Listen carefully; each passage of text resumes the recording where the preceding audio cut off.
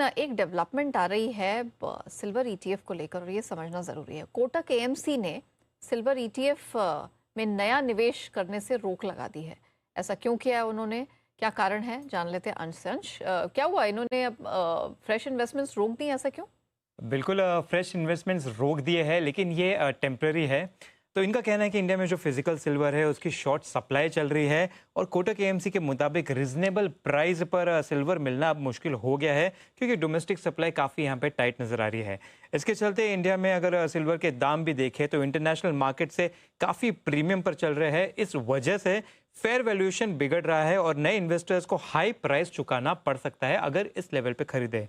इसलिए कंपनी ने का मानना है कि इस लेवल पे ओवर पे करने की जगह यहाँ पे जो है एक टेम्पररी उन्होंने पॉज लगा दिया, जिस वजह से इन्वेस्टर्स के लिए एक ये प्रोटेक्शन की तरह एक्ट करता हुआ नजर आ सकता है। लेकिन ये जो पॉज लगा है ये सिर्फ टेम्पररी है। उनका कहना है कि जैसे ही डोमेस्टिक प्रीमियम नॉर्मल लेवल पर आ जाएंगे तब फंड में नए भी इन्वेस्टमेंट दोबारा वो शुरू कर देंगे।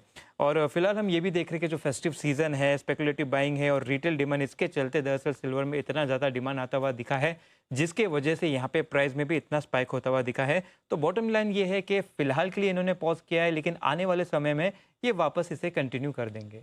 कोई इन्होंने प्रीमियम का बताया कि कितना, क्योंकि ऐसे हम देख रहे हैं कि स्पॉट और फ्यूचर्स में अगर डोमेस्टिक मार्केट में देखें ऑलमोस्ट 18,000 का डिफरेंस पड़ रहा है। इन्होंने कोई ऐसा रेशियो या कोई लेवल दिया है कि भाई इस लेवल पे आ जाएगा तो शुरू करेंगे, कुछ पता है? नहीं, इस पे अभी पूरी क्लैरिटी दी नहीं है, लेकिन इतना है कि ये कंटिन्यूसली बढ़ते रह रहा है और ये क्लियरली अगर इस रेट पे लेंगे तो ये काफ़ी हाई प्रीमियम रहेगा और बाद में जब नॉर्मलाइज होगा तो इन्हें वैसे ही लॉस हो जाएगा। तो इस वजह से उनके प्रोटेक्शन के लिए अब यहाँ पे फिलहाल पॉज लगा दिया है। इनफैक्ट बंसल जी से इस पर राय लेते हैं, क्योंकि सिल्वर ईटीएफ को लेकर वो काफ़ी वोकल रहे हैं।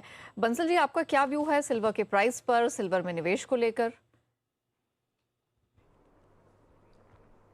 देखिए नेहा जी, सिल्वर ने $50 मतलब कि 49.8 का हाई लगाया था 2011 में, उसके ऊपर कंफर्टेबली ट्रेड कर रहा है। और मुझे लगता है यहाँ पर हम मतलब कि इसी साल में 2-3 महीने के अंदर $64-65 का मार्क देखेंगे।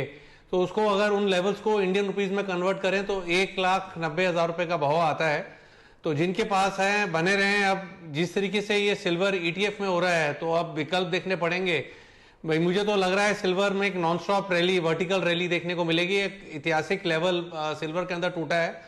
और एक चीज और बड़ी क्लियर हो रही है, कोटेक की और दूसरे म्यूचुअल फंड, एक और म्यूचुअल फंड ने भी सेम सिल्वर ईटीएफ में सेम चीज करी है कि there is physical shortage of silver in domestic market. और हम सब जानते हैं कि demand is more than supply.